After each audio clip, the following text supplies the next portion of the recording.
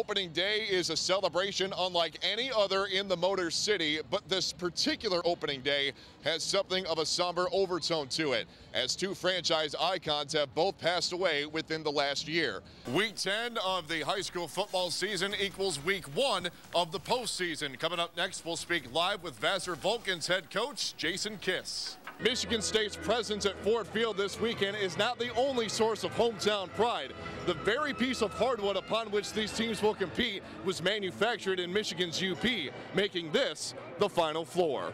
Hey Dan, we should have a great atmosphere here tonight. Two rival schools colliding inside a small, compact gymnasium, which usually gets pretty loud. That should be the case tonight. It is Reese taking on Vassar, a journey which began all the way back in 1983 as an 18-year-old rookie reached its apex 3 days ago when Steve Yzerman was inducted into the Hockey Hall of Fame.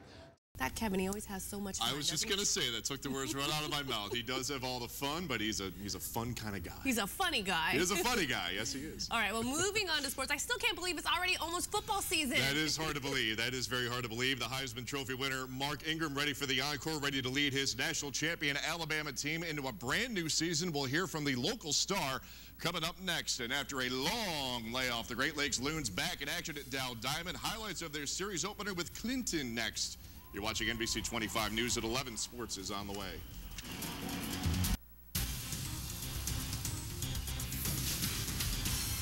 For the Great Lakes Loons, the mission is to simply keep on, keep it on. Just 24 games into the second half of the season, the Loons have already established an astonishing 7-game lead over second-place Lake County. The Clinton Lumber Kings in town before another huge crowd at Dow Diamond. We pick it up top two as a 1-1 tie. How about some nice defense? Rafael Enoa, the smooth play to gun down Henry Contreras, who wasn't exactly busting it down the line.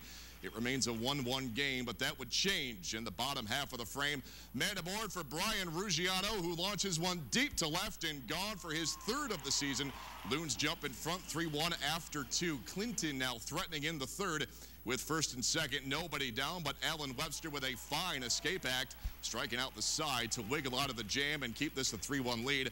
Another good chance for the Lumber Kings here in the fourth, this time with first and second and one down. But a base running blunder here as Christian Lara completes the easy twin killing. Webster goes 5 innings for his 9th win as the Loons take it tonight by a 3-1 score. Meantime, the Tigers trying to snap a 7-game skid at the hands of Texas, and they receive a boost from a most unlikely source in the second. Gerald Laird, ye of the 190 batting average, a 2-run shot for his 3rd of the year. Tigers owned a 2-0 lead. You never quite know what you're going to get from Max Scherzer, but tonight it was all good. The ridiculous breaking ball to whiff Vlad Guerrero, and then in the 5th, he blows away Chris Davis with the good old-fashioned heat. Bad back struck out 5 and 7 shutout frames, and he gets a little more offensive support in the 7th. Maglio Ordonez coming through with the RBI single to left. Mags has driven in 59 this season. The Tigers can finally breathe a sigh of relief as the losing skid ends at 7. They get past Texas tonight at Comerica by a 4-1 final. Few things in the history of Flint brought as much pride and joy to the area as the announcement last winter that local son Mark Ingram had won the coveted Heisman Trophy in just his sophomore season at Alabama. And even though the Crimson Tide program is being investigated for alleged improper contact with agents, but hey, who isn't these days? It's not taken away from the focus of the Flint Southwestern graduate as he looks to lead his team to a 2nd consecutive national championship. During today's Media Day session for the Southeastern Conference, Ingram discussed how his life has changed since winning the Heisman Trophy. What to do for an encore? You win the Heisman, you win a national title, you got to go out and repeat that. There's really no topping that, but hopefully he can equate what he did last year. Amazing guy, amazing story so far. Absolutely. Yes, it is.